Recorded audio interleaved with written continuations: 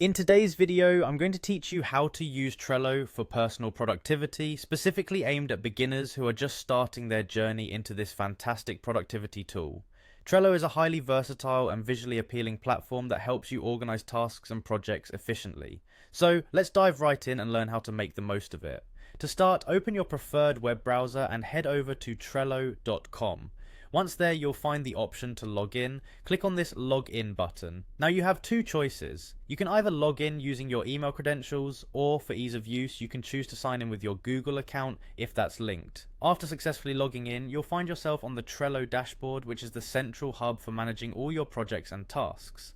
At the top right corner of this page, you'll see your account icon.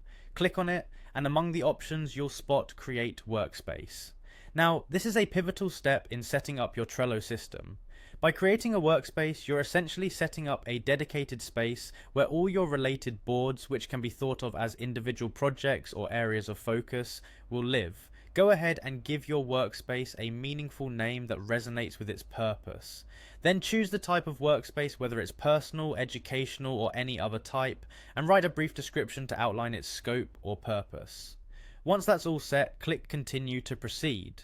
After creating your workspace, you have the option to invite others, which is particularly useful if you're collaborating with team members. You can click on Invite with Link, an easy way to share access with anyone you want, or directly type the name of the person to send an invite.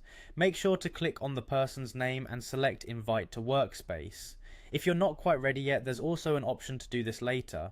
Having set up your workspace, let's move to creating a board, which is essentially a place where the actual task management happens. Click on the plus icon under My Boards to start this process. Choose an appropriate name for your board and click Create. Now you're ready to add lists within your board. Lists in Trello could represent stages of a project, categories, or anything else that suits your workflow. Click on Add a List, name it, and then hit Add List if you need to include more lists. Once your lists are set, start adding cards, which are the individual task items. Name your card descriptively so you immediately know what it's about just by looking at it. Click on the card to dive deeper into task management features like assigning members, adding labels for better categorization or visual cues, creating a checklist within a card for tracking subtasks, and setting dates to establish deadlines or milestones. Following these steps will help you set up your Trello boards for optimal personal productivity. As you start using Trello more and more, you'll find an enriching potential to streamline your workflow and enhance your organizational skills. Enjoy exploring Trello and watch your productivity soar.